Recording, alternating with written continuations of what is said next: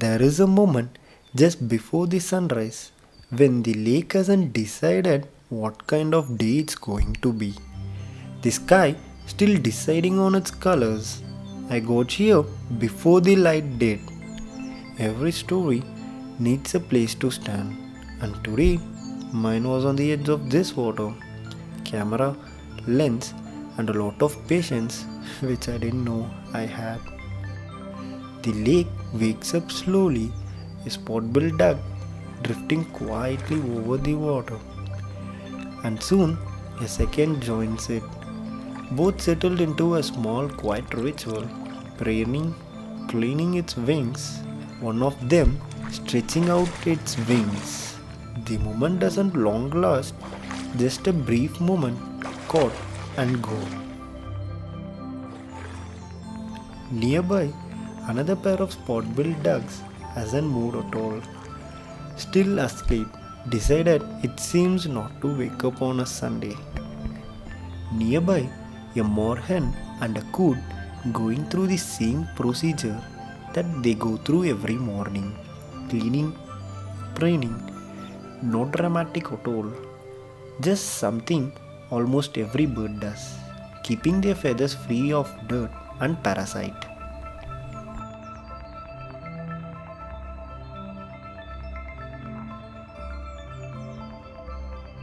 But this is where the real story of this lake gets told. One fallen tree, three species are sharing it without a single argument. A cormorant holding the middle, a pied kingfisher watching from the left, a open-bill stork calm on the right. Different birds, same boundary line, nobody is fighting over it. That's simply an understanding here that none of them wrote down. The pied kingfisher has climbed the tallest perch on the log, and when a kingfisher takes the top spot, it's not for the view, it's for the hunt. It spots something, locks on, and dives. First meal of the day secured. But catching it is only half the job. Now it has to protect it. Eyes scanning the water, the reeds, the skies.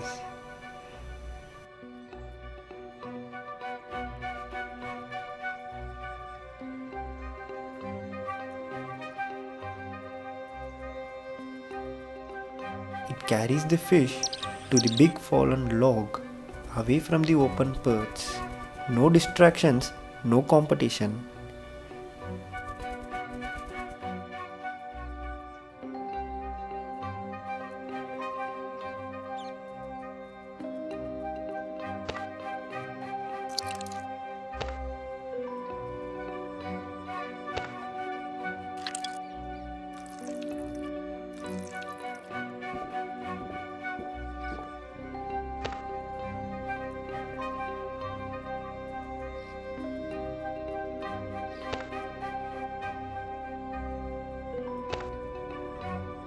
A few sharp strikes against the wood. That's how a kingfisher kills what it already caught.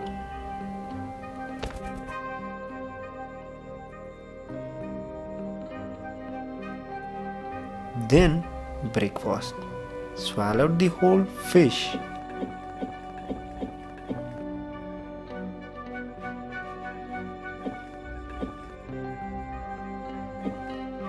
And just like that, it's gone off towards wherever the rest of its morning takes it. The sun climbs higher now, and the log changes hands completely. The cormorants take over every inch of it.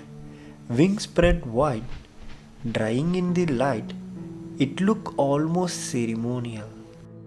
For a bird that spent half of its life underwater, this is the reward. A few minutes of sun, wings open, and doing absolutely nothing.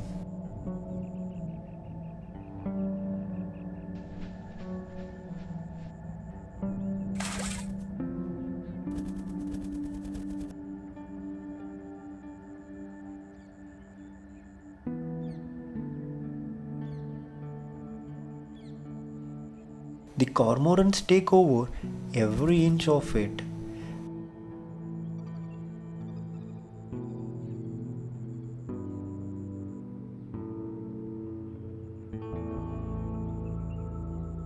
And now a new visitor claims the top of the log, the common kingfisher, small enough to fit in your palm.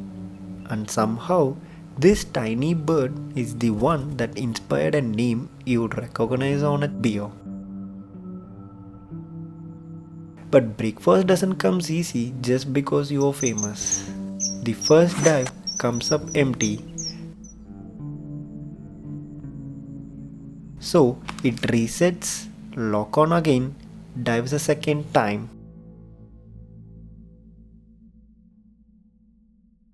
This time it works.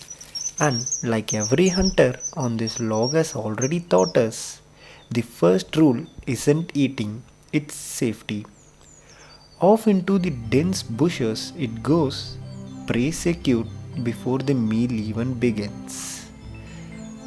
One more spectator has been watching all of this from a nearby branch, taking notes maybe, and now it's ready to make its move.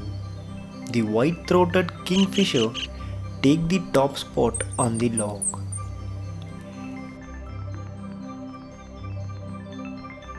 But the wind has other plans.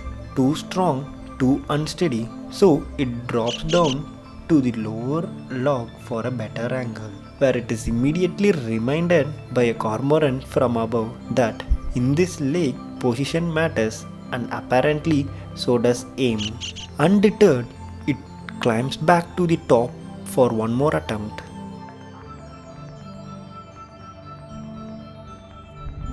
But the wind still isn't cooperating. This one, it seems, goes home with empty-handed.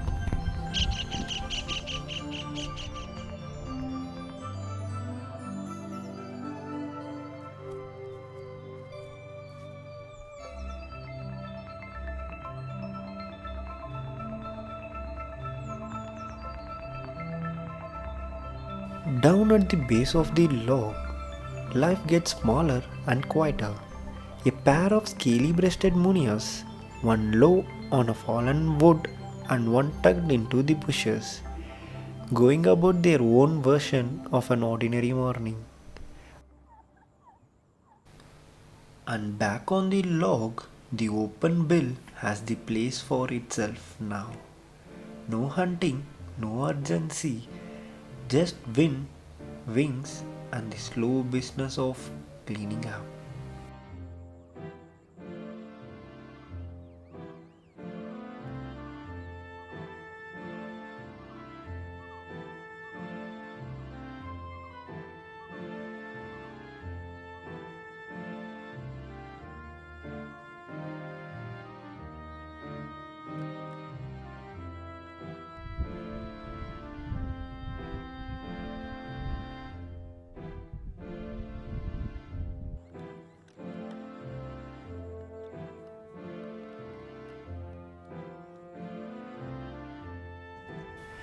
And then, from the bushes, one more hunter arrives.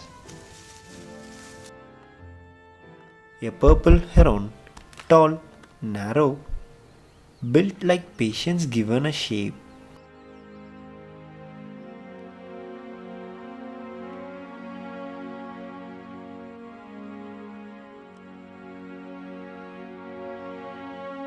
It moves forward inch by inch, barely disturbing the water, reading every ripple like it means something. And then it strikes a big fish and a clean catch. Same rule as always on this log. Secure it first. It disappears into the bushes to eat, undisturbed, unwatched. Two spot-billed ducks are still asleep. The wind picks up, really picks up. A black kite fights to hold its balance at the top of a tree. wings constantly adjusting against the jets that won't settle. Lower down, a pair of owlets aren't handling it much better. The branches around their hollows shaking hard enough to send them retreating back inside, wide-eyed, waiting it out. Then slowly the wind eases, and with it the owlet is too.